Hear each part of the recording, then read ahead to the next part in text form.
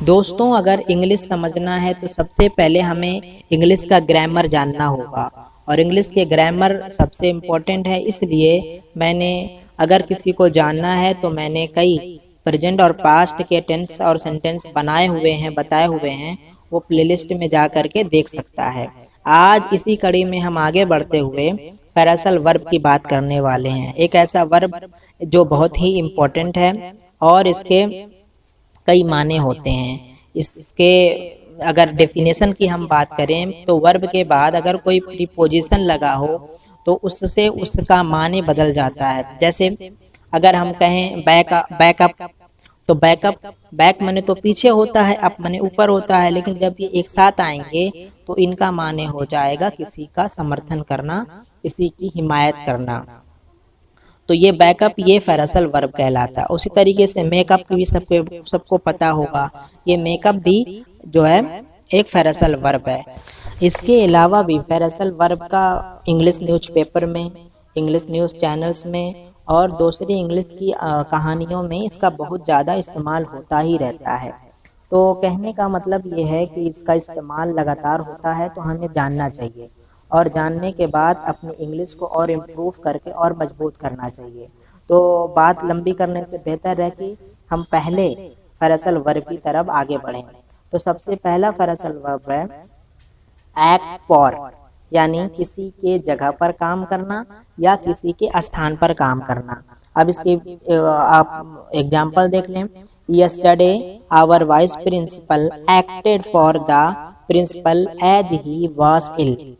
अब यहाँ पर मतलब ये हुआ कि प्रिंसिपल के ना होने की वजह से वाइस प्रिंसिपल ने कल काम किया था।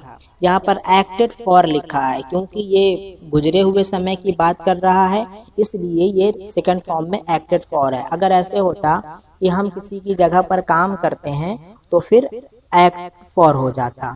तो उम्मीद है बात समझ में आई होगी कि ये वहाँ इस्तेमाल करेंगे जब कोई किसी के जगह पर काम करे। अब नंबर 2 आते हैं, वो है बैक आउट। बैक आउट का मतलब होता है वायदे से मुकर जाना। अगर हम किसी से प्रॉमिस करें और फिर उसे तोड़ दें तो ऐसी जगह पे हम कहते हैं बैक आउट। तो इसका एग्जाम्पल समझें। He back out of his promise to help me. He backed out of his promise to help me. वह अपने वादे से मुकर गया। ये मदद करने में वह उसकी मदद करने के लिए में अपने वादे से मुकर गया। माने ये होगा, तो जब भी हम अपने किसी वादा करें और मुकर जाएं तो ऐसी जगह पर बैक आउट का हम इस्तेमाल करेंगे। अब आते हैं अगले तरफ, बियर अवे। बियर अवे का मतलब होता है जीतना।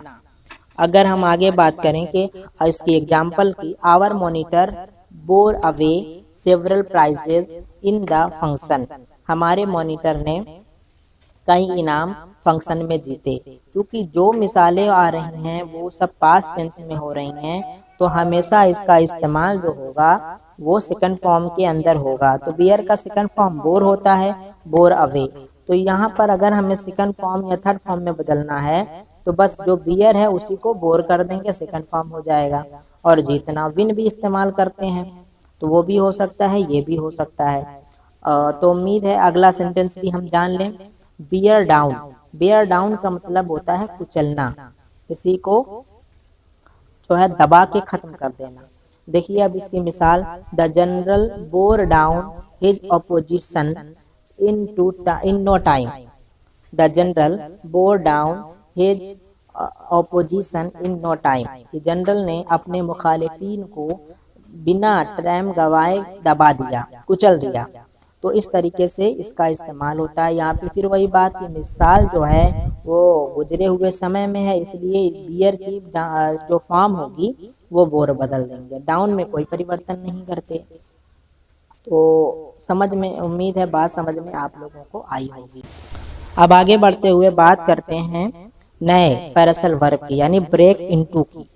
तो ब्रेक इनटू का मतलब होता है सेंध लगाना, ठीक है। अगर इसकी मिसाल हम देखें तो yesterday a thief broke into my house but he could not steel anything. मतलब कल एक चोर ने मेरे घर में सेंध लगाई चोरी करने की कोशिश करी, लेकिन वह कुछ चुरा नहीं पाया, उसने कुछ चोरी नहीं कर पाई। तो ऐसी जगह पर हम इस्तेमाल करते हैं कि जब कोई कोई कोशिश करे, कोई किसी को सेंध लगाने की कोशिश करे, जैसे चोर या कोई और, तो फिर ऐसी जगह पर हम इस्तेमाल करते हैं ब्रेक इनटू का। तो यहाँ पे भी एग्जाम्पल जो है वो सेकंड फॉर्म में है, तो ब्रोक इनटू हो गया। अगर फर्स्ट फॉर्म में होता तो ब्रेक इनटू ही रहता। तो उम्मीद है बात समझ में आ गई होगी, क्योंकि यहाँ पे ब्रेक जब भी चेंज करेंगे तो ब्रेक वाले को ही चेंज करेंगे, जो आगे वाली फॉर्म होती है उसी को सेकंड और थर्ड में या आईएनजी में हम परिवर्तन करके माने अपने हिसाब से निकाल सकते हैं। तो उम्मीद है आप लोगों को ये बात समझ में आई होगी। और अगर इंग्लिश ग्रामर जानना है तो फिर प्लेलिस्ट में जाकर देख सकते हैं। और अगर कुछ पूछना है, कुछ नहीं समझ में आए तो मैसेज आप कमेंट करें, उसका में जवाब दिया जाएगा। और मेरे इस चैनल को सब्सक्राइब करें अगर ठीक लगे तो।